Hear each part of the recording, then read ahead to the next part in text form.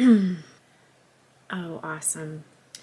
I can't pull off a side ponytail in real life, but because I just look bald with a ponytail on camera, I think this is the time for me to activate the side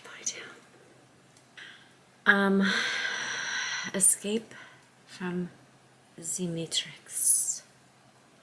First of all, I have a problem with these terms because Matrix means mother, and I feel like we are trying to get back to mother, not escape. But there is this like false mother, I guess. When I think of the real mother, I think more of matter, M-A-T-E-R, literally matter. So the third dimension, this dense form that we are in, this is not the Matrix that we're trapped in, and we're not on a prison planet, okay? We have prison consciousness sometimes on this planet, but here, our limitations are actually our freedom, because too much freedom is not freeing at all. Just look at the 60s and 70s. You wonder why that big intro to the Age of Aquarius was a big flop? Too much freedom. You want just the right amount of freedom, the Goldilocks ratio. And guess what that looks like? The human form. And the human society and culture even. We often see a hellscape out here because we are riddled with insecurity and fear and worry and vanity, narcissism, abuse, manipulation.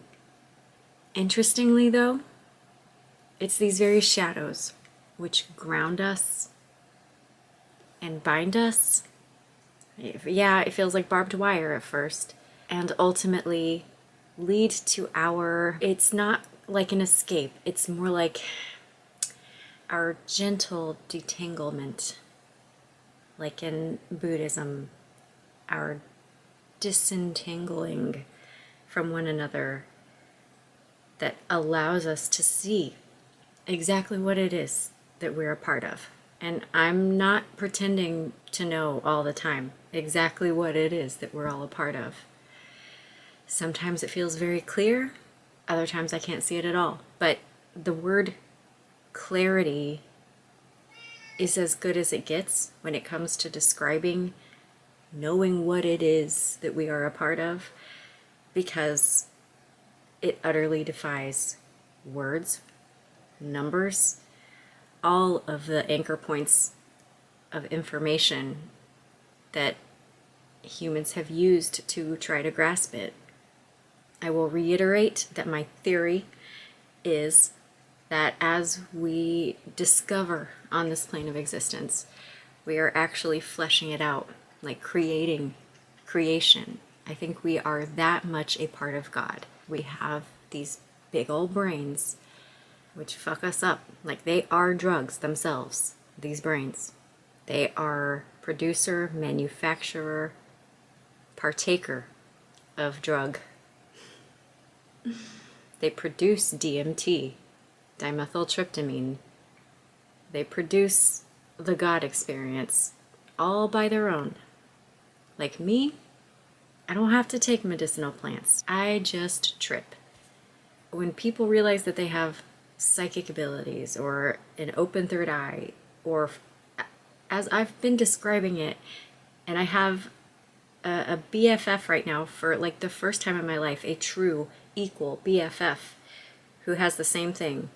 We have gone through this life with completely overactive higher chakras and inactive lower chakras, or just like dormant, or even shamed by the lower chakras. That's a big feminine issue. Women and spiritual communities too don't want to integrate the lower chakras, they want to shame them. And even worse, I've seen some spiritual people shaming the heart chakra, which is the anchor point of all of it, the center, which allows both the top and bottom to light up. If that center is busted, then you're a demon. That's literally, I think, in the Law of One, the channelings of Ra, that is named what it is to be a demon. When you have all chakras lit up except for the heart and you're pursuing the occult without love. See, I'm not even interested in like the stuff Sarah Elkaldi's talking about. I think Gnosticism sounds gross because it is the referring to this reality as gross. Gnostics think that matter, the mother, being here, is black. I don't know. I just, as soon as I come up against that vibe, it's a vibration. I'm like, no, I don't like it. It's a wall for me. But what is known about reality, like how it works, is well fleshed out by that system of thought.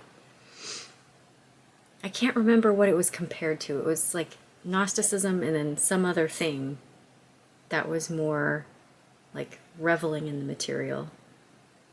I just think of like Alan Watts, like people that just have a blast with it instead of feeling the need to shame it. Like fun, fun. Can we have fun? I'm at the point now where I don't think you're enlightened if you're not having fun. I just don't believe it. If I don't see like fun in your vibe, how can you be free? Because love can be faked. Fun, that's hard to fake. I've tried to pretend like I'm having fun. There's so much of this human life. I'm only having fun now that I'm out of the matrix. The false mother, the test tube, whatever humans are doing to try to escape the cycle of life, which I talk a lot about in my blog, which is probably my real passion project, beawoman.substack.com. That's the one where I can get paid. If you want to read my thoughts, I'm much more composed there. Here, I'm a happy mess. And I am not a product for consumption, so I don't care if I make money. I do think that's the future, just people making money for being themselves. But they have to actually be themselves and be offering themselves. Like, this is my offering of myself as myself. Right now, human beings don't know how to recognize that or cherish it. They've attached monetary value to all that is false. False love, sexual experiences, false entertainment, dystopias, violence, shrunk down worlds, not open, connected, enlivening, multi-dimensionalizing experiences, two-dimensional experiences. That's everything here on the screens that isn't connecting you.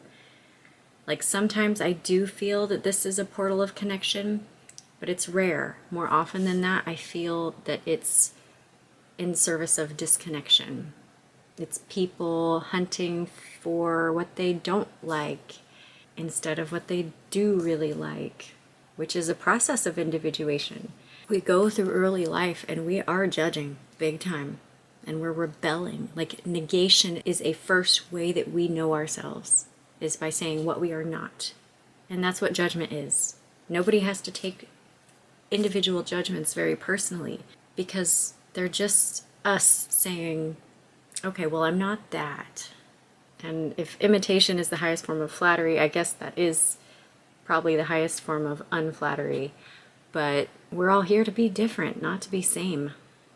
Even though we are, genetically even, 99.99, however many nines after, percent the same. That 0.01%, or just 0.1, maybe it's a whole 0.1% of difference in the human being. That is everything. That is what we are here to experience, is each other's differences. We are not a mob, even though we still want to act like one, here and here and here and there and over there. We are trying to emerge from mob mentalities, emerge from the herd. We are pursuing our uniqueness, our specialness, and that's another thing that spiritual communities refuse to acknowledge, is that we all want and need to be special. We don't need attention. We need this individuation. We need to specialize. And we don't have to make it about something. It really is as simple as being ourselves. And that's the Mother God. The Mother God loves our uniqueness. It's like we've only known the paternal God here on earth so far. We've only known the God that values our work and our work ethic and our ethics even. Mom isn't even so much about ethics. Mom is about instinct and heart. Doing the right thing in the moment, yeah, but not abiding a code of ethics, a stamped out law posted over the door. That's not life under the Mother. The life under the Mother is anarchy in its ideal form. Everybody free, but that freedom being our harmony. We are in a Taurus stellium at the moment, and the synchronicities over here are mind-blowing. And it's hard to blow my mind with synchronicity these days, but it's nonstop. I cleaned my car, I detailed it down to the details.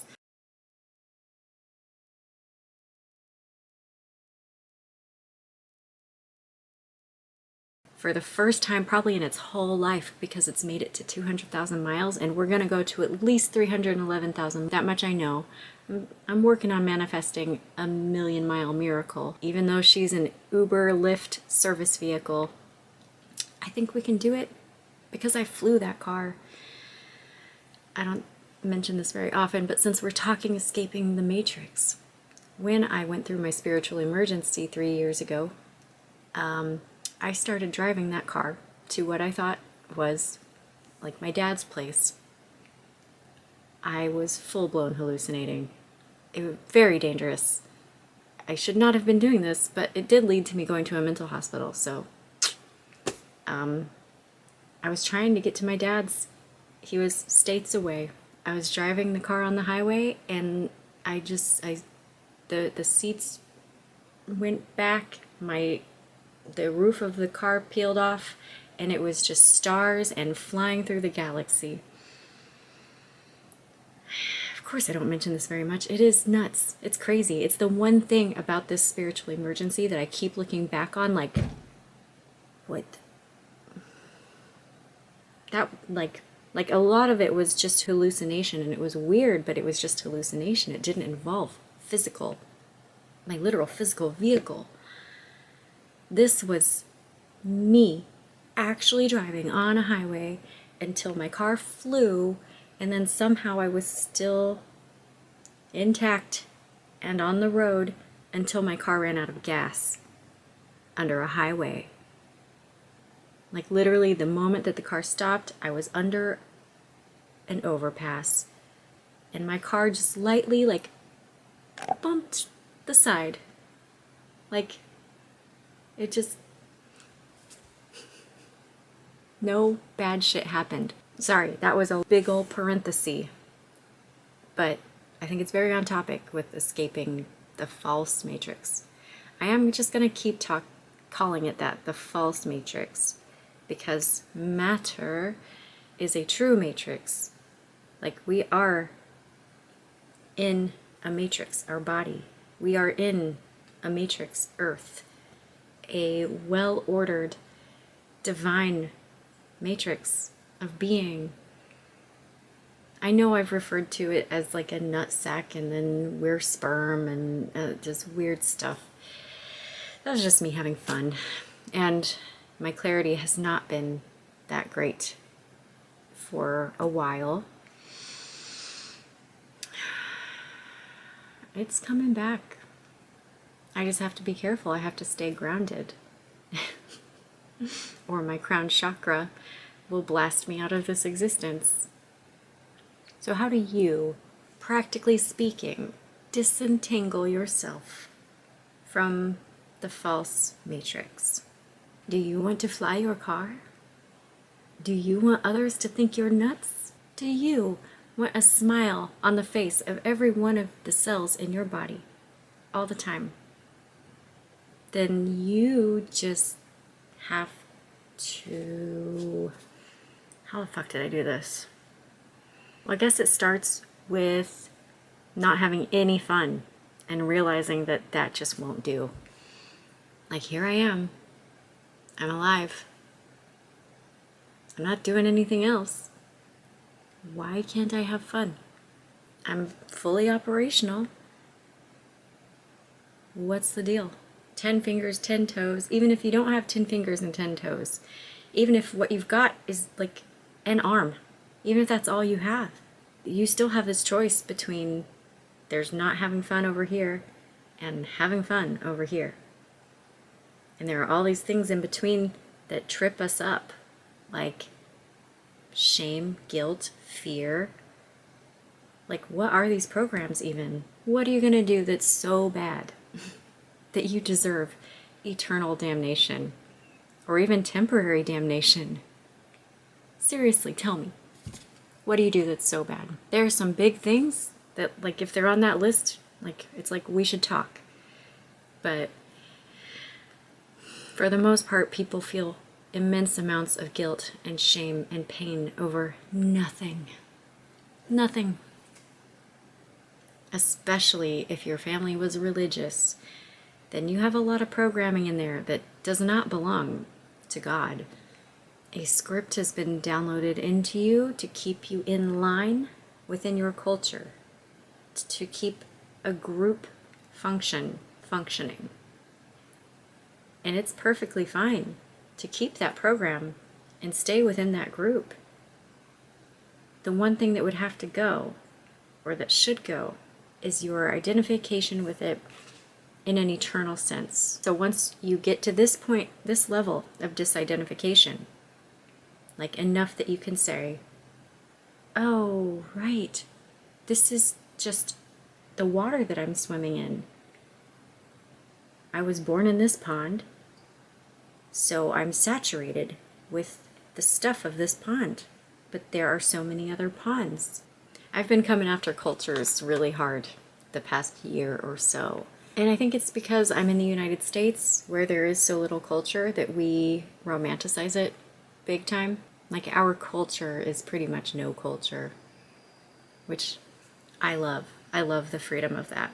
But I have a feeling that even my soul could only have gotten to this point by being in a lot of other cultures first.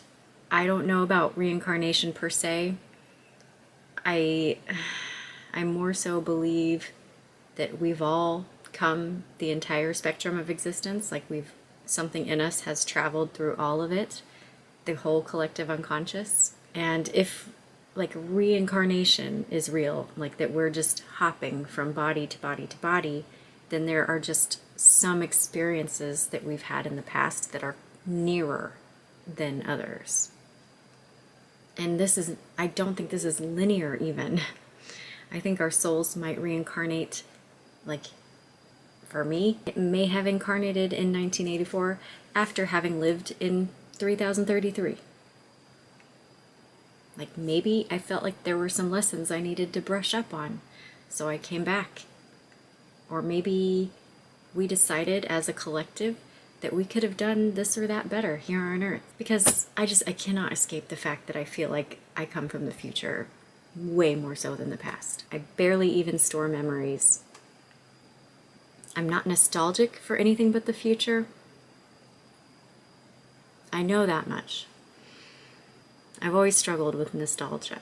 I have this really creepy Pooh Bear that I found at a thrift store a while back. And this is like my living metaphor for actual nostalgia. Because I have all these fuzzy memories of watching, it's like the live action Winnie the Pooh with the actual human child, and then it like fades into the cartoon maybe. I don't know. but I have such magical feelings. And I had a Pooh Bear very much like this that I think looked normal. I don't remember. But with those child eyes, everything is magical and mystical. Like, that is actually the mother experience, the divine experience that we're trying to return to. But the reality looks more like this.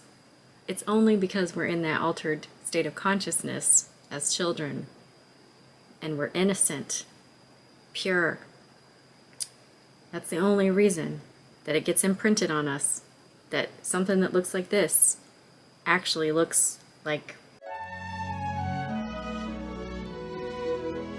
the happy, fuzzy cartoon Winnie the Pooh.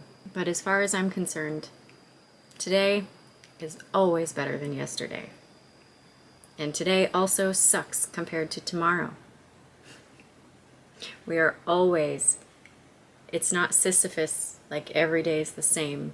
Every day is a little better, and we are a little closer to our fulfillment. Just our easygoing, not supreme, nothing big, like the divine thing. We just make it too big of a thing because we're so far away from it. We idealize everything and we ruin things that way. So returning to divinity, just remember that it's just returning to that innocence. And we have to practice grounding that in this reality. It doesn't come easy, because to the human ego, which wants to know everything and own everything and be in control of everything, it can't let go. That innocence disrupts that control. Innocence, purity of soul, purity of heart, is the bug in the false matrix that will forever haunt anybody trapped in the false matrix. Like, it's not even a threat. Artificial intelligence, whatever people are doing, they're just not threats, because anything that is real cannot be threatened. And you are real. Your consciousness is what is real. More so than your body, but your body is real too. Again, it is that perfect Goldilocks ratio between too much freedom and not enough. You are in the perfect amount of control, which is the perfect amount to control yourself. Nobody else. If everyone did that, we would live in perfect anarchy. Asterisk harmony. We'd probably all be flying our cars by now. We would just be so spiritual that we could lift off. Earlier in my hallucinations, I conceived of this vehicle, which was my body, but it was like a flower, like an organic spaceship. And I was like, that's the spaceship that I was leaving Earth on, was this flower. Very organically geometric shape. Like that, organic biology, whatever the plantology is. That's bugs. Never mind. So we have organic and then inorganic, which is that steel spaceship that looks like it is gonna just invade and destroy. Like, mankind's imagination is projecting on these things. The spaceship that we've like visually conceived of, I don't believe exists. If spaceships exist in the future, the flying car, the interdimensional vehicle, it looks beautiful and organic. And I've since related this shape, this flower shape, to the Merkaba. Like, maybe that is the vehicle that we use to traverse dimensions. But I mean, it's all spirit at that point, so it can become whatever it wants. It's just that even spirit needs some limitation. It needs a code. Like, what do I become? Creation doesn't contain destruction because it wants to punish us or anybody. It's just that limitation, elimination, tearing away the chaff is a part of creation. You have a vision, you have a goal in mind, and you realize that goal. We have this fantasy that God is perfect. But God uses just as much of a process of weeding through the imperfect, forever trying to get to the perfect, but never getting there. Getting to perfect means it's done. It's over. Mission accomplished. Game completed. So first, in initial awakening stages, it seems like Sisyphus. Because yeah, it's pushing that rock up forever. But what happens is you become stronger so that you learn, like, well, I could keep pushing the rock, but I'm so strong now that I could also just juggle with it. I could throw it to the other side. It's pure imagination. You get to do what you want. But oh, shit. Gravity, physics, people, society. We don't get to do what we want. That's where the separation between you and your higher self comes in. There are a lot of things that you think you don't want to be doing as a human. You think that you don't want to be doing. But they're there, and you're doing them for a reason. Because your higher self knows that they will bring you joy. If only you can get over the mental shit. Like, I will be talking about even just my jobs. Like, my service in the world is literally service in a restaurant or giving people rides, doing Uber and Lyft. And when I'm doing those things, I'm not trying to enlighten anybody. I'm just offering people what they come for. And I want to be good at those things. That is as much my mission on this planet as trying to enlighten people. Really? If I could just meet the love of my life, but keep waitressing 20 hours a week and doing Uber just whenever I wanted, whenever I needed to go for a drive, which is how I operate. The only thing missing is love. That's my Goldilocks. I am good with that because I hate exercise. Waitressing gets me moving. The place I'm at right now is really great because everything's freaking heavy. I have to work on my core. And I had to stop doing Uber full time because I got hemorrhoids from sitting on my ass all the time. I'm not saying if I didn't need money that I would still be waiting tables. But I don't know, man. I feel pretty committed to this as an ideal. Part-time jobs. Nobody works full-time because when you work full-time anywhere, you get sick of it. And full-time employers, well, for one, they don't even want to do that. They got to pay you too much. I don't know, man. The workforce landscape has to change. And it is changing. And I think a big part of that change is realizing that we are not denigrated in any way, shape, or form by providing simple services.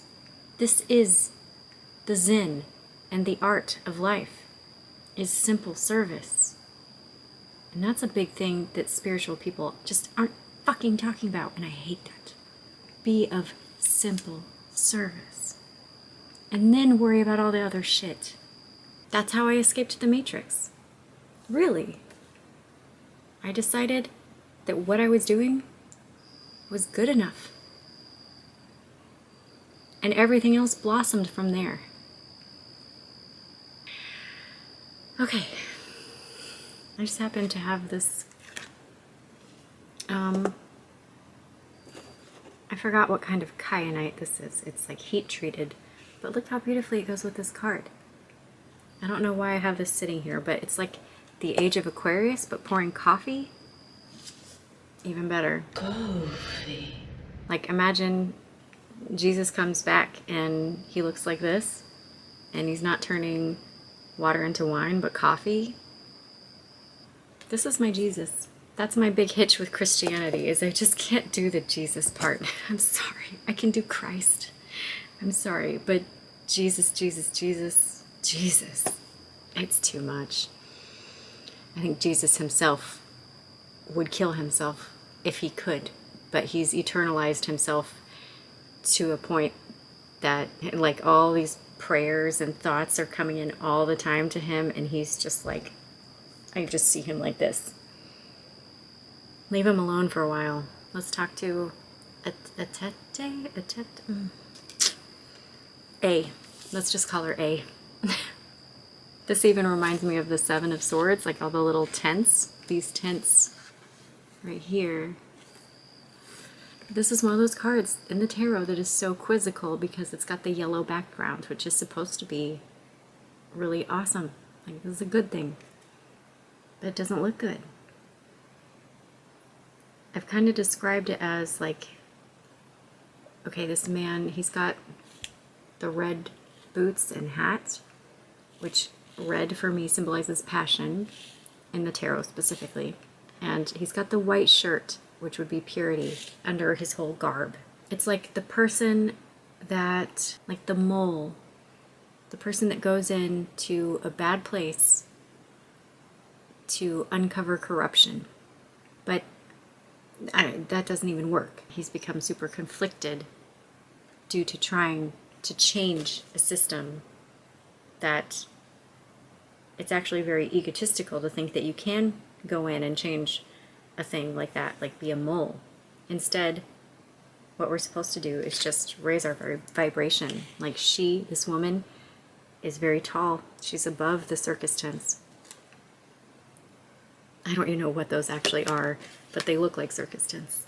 Yeah, I somehow feel like I found my answer to the Seven of Swords in this card, even though I can't relate it very well right now. Like, here's trying to work within the false matrix and change it single-handedly. And here's just gently untangling yourself from it.